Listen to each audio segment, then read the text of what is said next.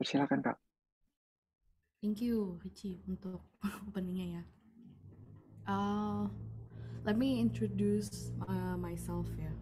Aku Teresa. Currently aku lagi kerja di Tokopedia as an associate product manager. Hopefully di sini gue bisa sharing beberapa insight lah ya soal becoming a product manager self. For konteks sih sebenarnya gue pun juga baru mendalami product manager mungkin less than 3 years. Jadi mungkin gue banyak bakal share dari my actually real life experience. Gue kan dulu sempat belajar tentang teori-teorinya product management, dan setelah menjalani 3 tahun, sebenarnya mungkin ada beberapa yang kayak teori dan praktek tuh agak sedikit berbeda. So I'll actually share that. And also, mumpung masih fresh from oven gitu ya, 3 years ago, apply ke product management ini bisa dibilang agak susah-susah gampang. Dan I'll actually share tips on what I actually do gitu, and the common mistakes that usually pemula PM lakukan gitu di dalam CV-CV-nya. Oke. Without further ado, mungkin kita mulai dulu lah ya, build the storyline for today. Sebenarnya ada 3 topik. Yang pertama mungkin gue akan bahas dulu nih secara product management in general tuh sebenarnya apa, dan prospeknya itu di Indonesia kira-kira gimana in terms of salary, and also the type of companies that you can be a product manager in. Terus yang kedua mungkin gue bakal bahas banyak nih yang soal teori versus praktek of a PM gitu ya, di deep dive yang into the life of a PM. Dan yang terakhir topik ketiga, how can you pave your way gitu to be a PM. Setelah kalian tahu nih in general sebenarnya PM tuh kayak gimana, terus lihat teori versus prakteknya from my experience and learning from other PM juga, apakah kalian masih cukup interested nih ya untuk having PM tuh as one of your dream career. I'll actually share some tips lah gitu that you can be. Okay. Kalau misalkan ada yang questions atau yang mau ngechat di Zoom, Richie ya help me itu ya kayak Yes. notify aja ya soalnya agak Oke, Kak. okay, sure. Nextnya ya ini mungkin just to cater overall sebenarnya PM itu in simple analogy itu apa? Ada yang namanya PM itu sebuah jembatan lah ya dari needs. Needs itu kebutuhan user. Gue tuh maunya apa? Misalkan simply gue hari ini lagi lapar, itu needs kan, sebuah needs. Solusinya apa ya? Cari makannya apa? Mau makan batagor, nasi goreng. Simpelnya tuh product management yang mendesain sampai lu dapat solusi, lu tuh udah nggak lapar lagi gitu. Itu simplicity-nya. Tapi ya in theory kita banyak bakal ngomong soal technically sebenarnya PM tuh ngapain aja dalam proses pembuatan solusinya. Oke, nextnya ya ini untuk technical product management itu sebenarnya covers many disciplines. Jadi bisa dibilang lu tuh irisan dari 3 disiplin yang cukup core lah. Yang pertama tuh user experience. User experience ini UX itu bisa dibilang kayak desain, warna-warna. Terus kalau kalian nge-scrolling aplikasi Tokopedia atau aplikasi lain, setiap kali kan kayak visualnya tuh berbeda-beda. Terus kenapa bisa buttonnya warnanya hijau, kenapa buttonnya gede banget atau kecil banget, itu semua part of user experience gitu. Nah kalau tech, ya the magic gitu, the process of doing the magic. How do you turn a design into actual functional apps yang kalian lihat di Tokopedia sekarang? Itu tech-nya.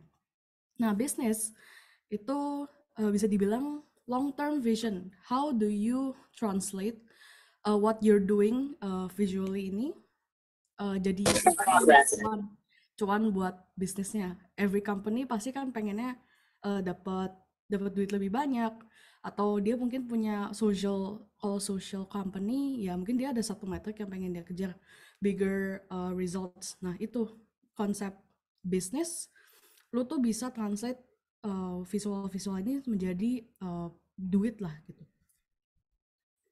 Kita next lagi. Oke, ini sebenarnya common mistakes ya, atau common misconception. Orang bilang gue tuh PM. Gue sering banget gue bilang gue tuh PM, tapi orang-orang nangkep itu project manager. Actually, this is actually totally different, product manager and project manager. Bedanya, ini ada tabel yang cukup helpful ya untuk differentiate both. Secara deskripsi, product manager sebenarnya scope-nya tuh lebih gede. Kayak dia tuh handle scope yang lebih gede, misalkan nih aplikasi Tokopedia ada banyak halaman nih, ada banyak halaman, contohnya kayak search result page, terus profile page. Untuk proses development setiap page-nya itu kan bisa dibilang dibagi-bagi per project, satu page satu project. Nah itu yang maintain and make sure timeline-nya itu masuk. Misalkan dia mau develop search result page di dalam 2 minggu. Nah, yang make sure it happens yaitu project manager. Gitu. Jadi scope-nya product manager lebih gede, mungkin lebih ke app-nya semuanya gitu. Terus secara fokus juga beda. Kalau product strategy yang tadi aku ada sempat mention, dia ada bullet yang tentang bisnis kan. Nah itu strategi gimana caranya gue mendevelop semua project ini bisa jadi duit gitu buat company gue. Tapi kalau project manager itu biasanya koordinasi pekerjaan aja. Kalian pasti juga familiar lah ya kalau kerjain tugas kuliah di dalam kelompok, mungkin kadang-kadang ada yang kurang on time, nah deadline gitu kayak kurang serius. Nah kalian yang kalau nge-follow up orang-orang tersebut ya itu work coordination ya. Bisa dibilang product manager tuh lebih visionary, kalau project manager tuh lebih day to day executionnya gitu. Oh maaf. Kita next. Ada juga di luar sana sebenarnya namanya product owner. Nah, product manager sama product owner ini juga agak sedikit beda. Walaupun sama-sama handle product, kalau product manager itu bener-bener semua scope itu lebih gede lah produknya. Tapi kalau product owner dia itu lihat dulu nih visinya si product manajernya apa. Dia help the development team juga untuk what to do next and how-nya. Jadi kalau misalnya in terms of hierarchy scope, product manager pertama, kedua product owner, yang ketiga tuh ada si project manager yang lebih execution level. Tuh. Nah, nextnya lagi PM itu ada 2 jenis lah ya di Indonesia, di negara manapun sih sebenarnya ya. Ada 2 jenis company. Pertama tuh startup. Nah, atau lagi tuh big company. Ibaratnya startup itu masih kecil, masih ngetes produk market fit-nya, belum tahu nih produk apa yang cocok buat customer-nya mereka. Kalau big company itu duitnya udah banyak banget gitu, dan ya for example misalnya big company kayak Gojek, Tokopedia itu cukup gede. Kalau startup ya masih di seed level atau yang masih lebih bawah lah gitu. Nah, secara scope pengalamannya sebagai PM pun juga bisa beda. Bedanya, kalau lu kerjanya di sebuah startup, scope lu gede banget gitu. Dan kalau di big company, scope lu makin kecil gitu. For example, for my case, karena gue ada kerjanya di cukup big company, fitur yang gue handle tuh cukup di bagian search result page. Tapi kan kalau kalian tahu, Tokopedia kan banyak banget ya halamannya. Tapi gue cuma manage yang di search result page. Ya, itu untuk secara scope lah ya. Kalau kalian pengennya belajar banyak, scope sana sini business unit, misalkan marketing atau customer care, I suggest it's actually going to startup lebih banyak learning points-nya. Kalau di big company menurut aku lebih ke arah refinement of process being a PM gitu. Lebih apa ya, lebih closer to theory bisa dibilang. Kalau di startup lebih banyak lah learning curve-nya gitu. Oke, ini juga ada sedikit insight lah ya. Ini from my own experience, terus gue ngeliat-ngeliat job portal, gue nanya-nanya market survey juga, tapi ini juga nggak bisa dibilang jangan jadi patokan kayak banget-banget lah, nggak mungkin kayak associate PM secara 6-15, mungkin bisa lebih rendah tergantung kondisi company-nya. Cuma it's actually pretty a wide range ya, dari 6 sampai head level tuh udah puluhan jutaan gitu. Oke, kita nextnya deep dive into the life of PM ya. Ya, jadi kalau product manager ini kan dia nge-develop products. Sebenarnya gimana sih dia itu bisa membuat sebuah impact dalam pembuatan produk? Sebenarnya kalau dibikin dalam diagram Venn, dia 4 inilah. Kalau build domain expertise, maksudnya kalau lu kerjanya sebagai PM di OVO, aplikasi fintech gini, dibandingin lu kerja di uh, Tokopedia sebagai PM juga. Nah, domain expertise-nya berbeda. Kalau OVO, lu mungkin lebih bisa tahu nih apa sih workings behind finance industry, mungkin yang bisa familiar dengan OJK gitu-gitu. Nah, itu domain expertise. Kalau Tokped kan lebih ke arah e-commerce, terus buying behavior-nya user, mungkin yang lebih ke kapitalis lah gitu. Terus di dalamnya ada lagi yang lebih granular, yaitu shape the product and sync the product. Kalau nge-shape, ya ngedesain gitu, ngedesain produknya end to end, mau visualisasinya gimana, terus mau kapan produknya di launch. Nah, kalau shipping the product, lu setiap kali selalu tektokan sama engineer, terus habis itu orang yang ngetes produk lu sampai bener-bener launch. Itu lu guide terus proses-prosesnya. Dan yang terakhir tuh nge-sync produk. Kalau misalkan produk lu ada yang bersinggungan nih dengan fitur lain di dalam aplikasi lu sendiri, dan itu PM-nya berbeda, lu harus bisa kolaborasi nih. Apakah kita bisa mendapatkan shared goal yang sama gitu? Atau impact-nya gimana sih? Kita bisa nggak work together towards a common goal? Apalagi itu sangat terjadi kalau produk lu yang lu handle dengan produknya orang lain tuh saling konflik. Nah itu that's where the beauty ya of collaboration for a PM gitu. Nah untuk product development process sendiri sebenarnya gimana sih sebuah fitur itu bisa lahir? Itu dia melalui 8 steps di gambar ini. Pertama tuh lu bisa identify dulu problemnya apa. Habis itu lu question the problem. Beneran ada nggak? Seberapa gede problemnya? Terus research the solutions. Kayak ada problem ini, kita ada berapa banyak sih opsi solusi yang bisa menyelesaikan problem tersebut. Lalu dari researching the solutions, mungkin lu cari-cari di kompetitor, dia melakukannya seperti apa, dan banyaklah metodenya. Terus hypothesis validation, ini lu bisa ngambil dari historical data yang diambil sama data analis. Kita ngambil nih dari historical data, problemnya ini seberapa gede. Pakai angka lah, karena orang-orang tuh paling percaya sama yang namanya data. Kalau data mengatakan, oh 90% lah. Nah orang tuh kayak, oh 90% tuh gede banget ya gitu. Hypothesis validation tuh cukup penting. Lalu setelah udah tahu nih problemnya, terus mau research solusi-solusinya, sebenarnya lu mesti bikin sebuah tema gedenya. Jadi visinya lu mau bawa produk ini kemana dengan this kind of problem. Mungkin lu mau bikin penyelesaian problemnya dalam berbagai fase, karena the art of being a PM adalah pertama kecepatan lu membuat sebuah fitur, yang kedua adalah menyempurnakan fitur lu gitu. Jadi ya visi itu bisa membuat lu break down the fase of the product better gitu. Getting approvals ini paling penting kalau buat product management, yang hierarkinya tuh cukup panjang nih ke atas. Contohnya lu masih ada lead lu, masih ada head of product lu, masih ada VP lu, masih ada CPO-nya. Nah kayak gitu kamu mesti coba satu-satu ditanya nih, ada concern nggak? Terus kalau misalnya ada concern, feedback kita tampung, coba kita review, dan produk lu tuh tiap hari di refine based on the feedback gitu.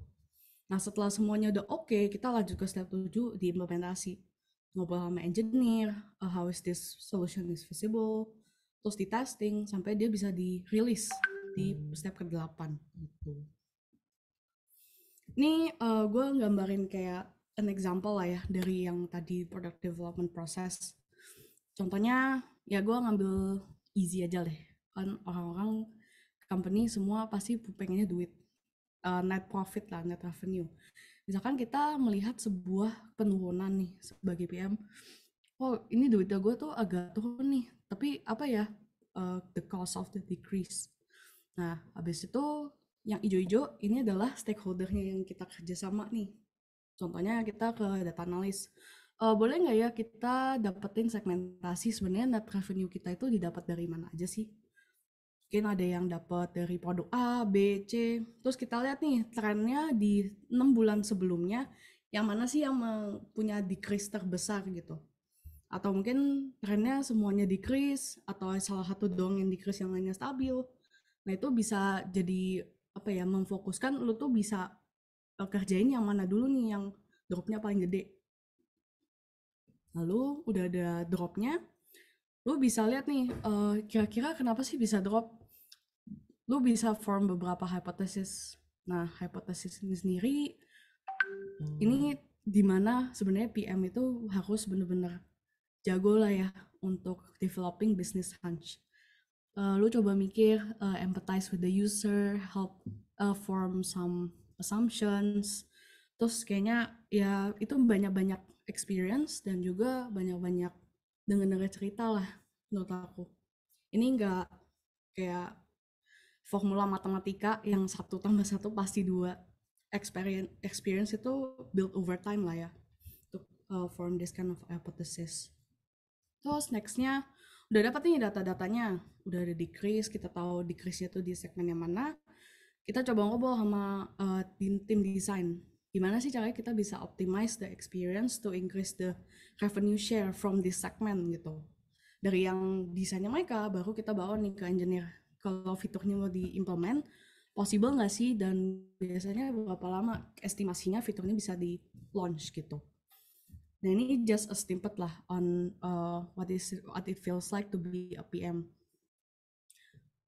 But yeah, in reality, kalau misalkan tadi gue bilang tentang discrepancy between theory and praktek, ya ini sih sebenarnya slide ini.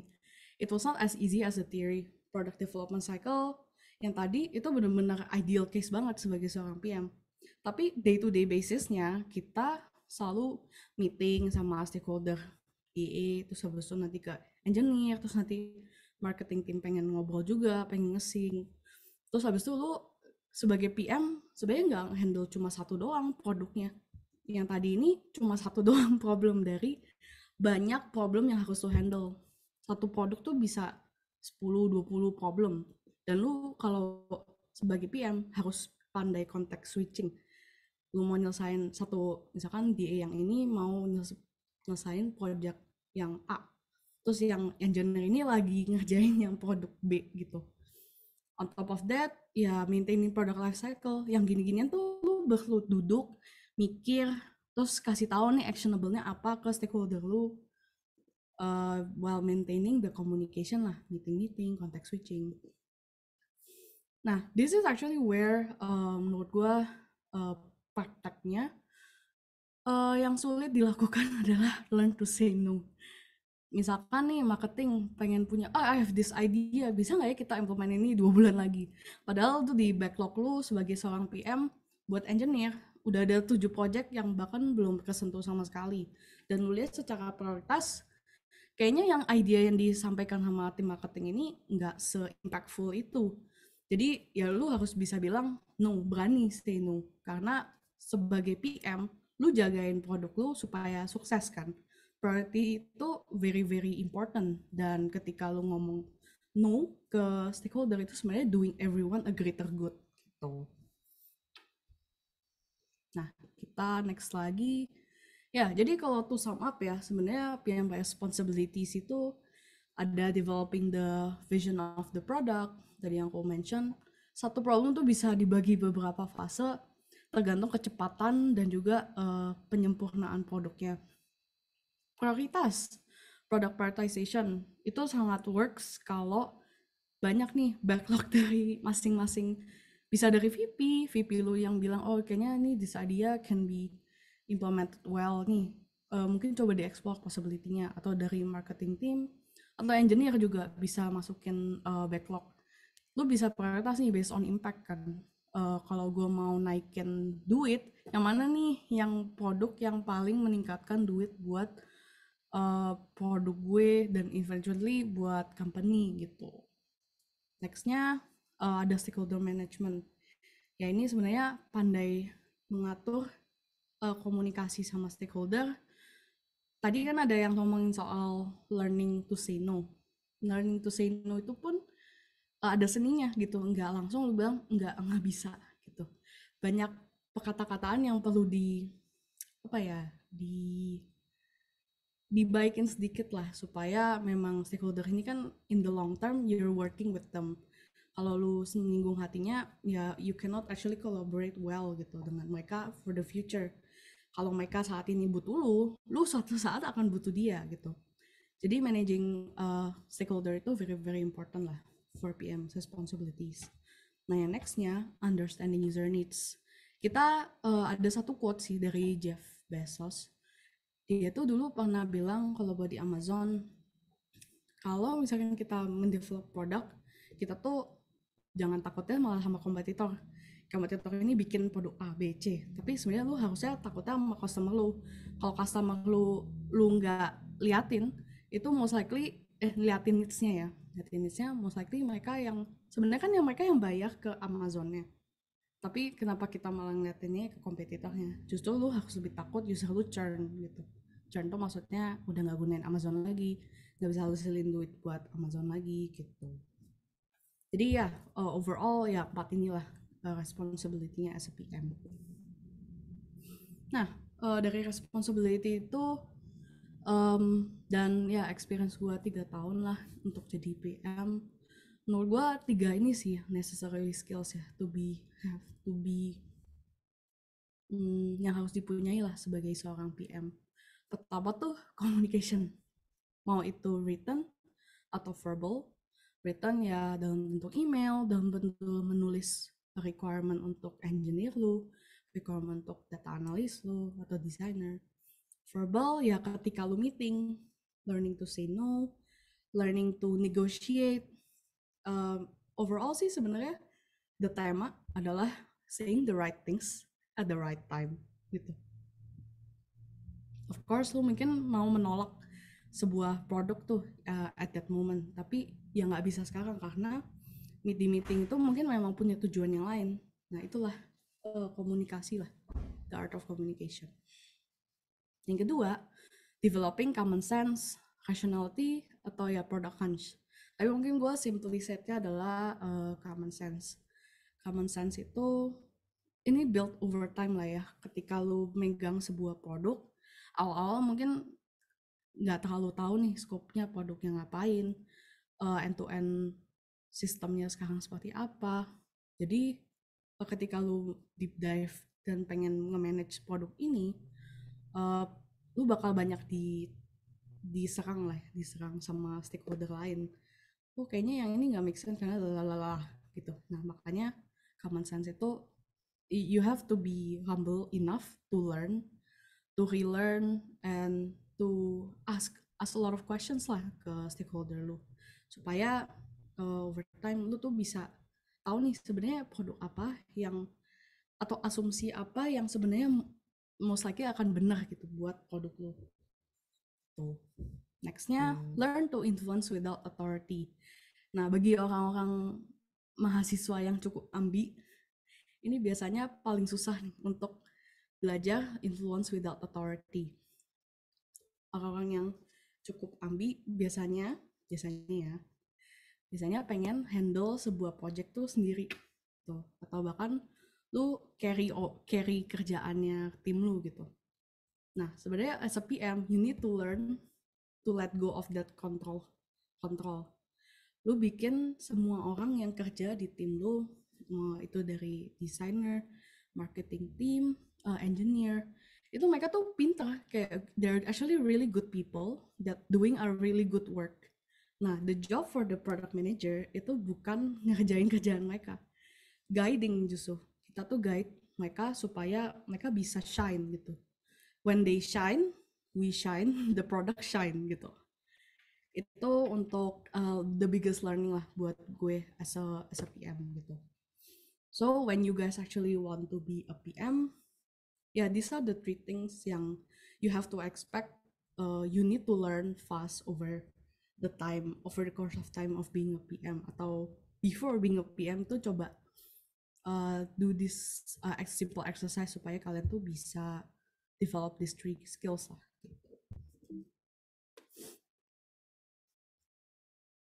Oke, nah yang terakhir ini ngomongin soal how to pave your way to be PM.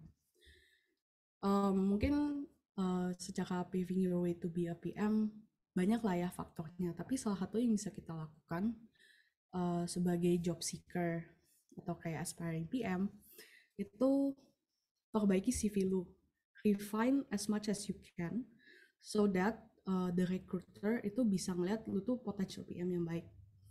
Jadi karena CV itu ya bisa dibilang tuh kunci pertama atau first impression company melihat apakah lu tuh bisa nggak sih bisa membantu company ini lebih baik gitu. What you put in the CV makanya itu sangat-sangat penting. Jadi whatever you can, however you can, CV kalian tuh harus benar-benar crafting to be a PM. Tadi skill-skill, responsibility, dan cerita-cerita yang gue udah sampaikan sebelumnya itu harus bisa digambarkan di dalam CV lu. Walaupun nih sebelumnya lu belum ada experience as a PM, sebenarnya tuh nggak apa-apa. Karena menurut gue tuh skillnya PM tuh transferable. Semua posisi itu ada chance atau ada kesempatannya, atau nggak sedikit-sedikit lu ada nyenggol dikit lah skill-skill yang diperlukan sebagai seorang PM. Contohnya misalkan lu dari managing consultant atau bahkan sesimpel mahasiswa yang masih belajarin bikin tugas kelompok. Itu skill-skill yang di PM ini kan cukup relatable gitu, komunikasi. Gimana caranya lu handle konflik, pertanyaan-pertanyaan yang very template di interview. Terus how do you actually develop teamwork? Nah itu kan teamwork kayak influence without authority. Teamwork itu it's not about you doing the work, but how you drive people in your team do a really good work gitu. Jadi ya, many skills in PM itu transferable. Tapi lu harus bisa display all that skills di CV lu. Biar orang tuh tertarik, oh ini orang kayaknya bisa ya kayak jadi PM gitu. Nah, I'll actually share a little bit of tips ya. If you're actually interested in being a PM, now what? Ya, we can actually make your CV shine gitu.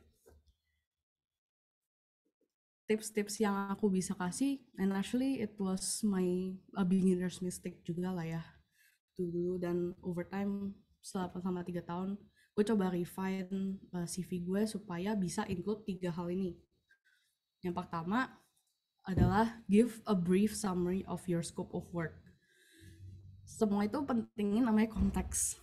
Kalau di CV lu kan pengen sebagai rekruter lu pengen tahu nih lu sebenarnya dulu ngerjain apa, domain yang lu kerjain tuh apa. PM itu kan very specific to domain expertise. Misalkan lu sebagai PM yang handle di OVO sama yang di Tokopedia itu beda bisnis scope-nya, domain expertise ya. Jadi kalau bisa as much as you can summarize that in one sentence. Misalkan gue PM di OVO yang handle-nya itu di bagian transaksinya, transaksi in and out atau purchasing history. Ini aku coba contoh ya guys, aku nggak tahu sebenarnya kalau di sana ada PM yang cukup untuk purchase history doang atau enggak. Jadi konteks lah supaya orang tuh kegambar lu tuh scope-nya di mana, apa yang lu handle, level PM-nya tuh di sampai mana gitu. Nextnya yang kedua adalah nge-highlight your impact for the business. Nah ini very common mistakes. Ini gue ke bawah ya, yang instead of saying I did this project A, B, C, itu project itu banyak banget, dan lu kalau nyebutin satu project orang tuh nggak bakal ngerti lu sebenarnya ngerjain apa sih. Yang biasa mereka lihat adalah lu bisa increase berapa banyak nih duitnya dari company lu. Misalkan I increase the revenue by X%, 200% atau gimana. Cukup gede kan? Kayak oh ternyata lu bisa ningkatin duitnya company lu by 2 kali lipat. Baru orang tuh interested, oh lu ngerjain project apa aja tuh bisa sampai naik increase revenue by 200% gitu. Nah jadi highlighting the impact first itu baru bisa nge-convince, oh lu tuh bisa handle produk lu very well gitu, bisa naikin business metric gitu. Nah another thing yang aku kurungin, persentase itu always give better perspective than absolute numbers. Maksudnya kalau 100 dibandingin 1000 itu kan 10%. Tapi kalau 100 dibandingin 10.000 itu kan jadi 1%. Jadi ketika lu ngomongnya 100, gue nggak tahu the initial population tuh berapa, 10.000 atau yang 1000. Kalau misalnya lu bilang by 10% sama 1%, obviously gue bakal convince, oh lu bisa naikin 10%, cukup gede ya gitu. Jadi ya itu perspektif lah, perspektif matters in terms of impact. Nextnya yang terakhir itu untuk maximize on skill keywords for PM. Nah ini yang gue bisa bantu sebenarnya, find actually the list of PM skills lah. Contohnya tadi yang 4 yang aku sempat bilang, atau enggak yang kayak market research, product road mapping, atau user research. Kalian bisa nih include that in the CV gitu. Jadi ketika kalian, ini kalau kalian nggak pernah experience as a PM, bisa juga loh masukin skill-skill ini.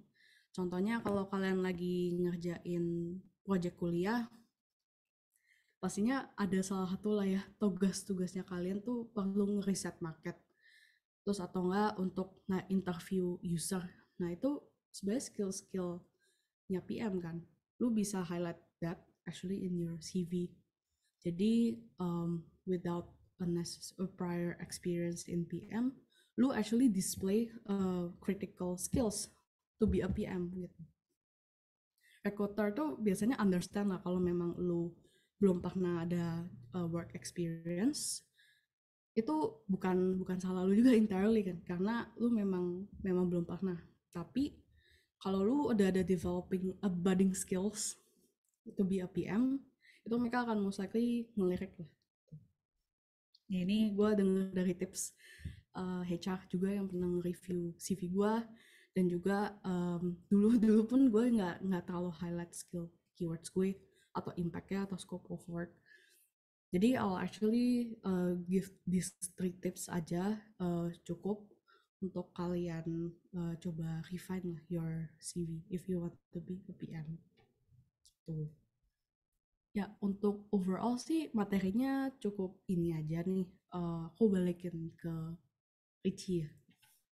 Awesome, thank you so much Kak Tere. Mungkin sedikit recap kali ya Kak.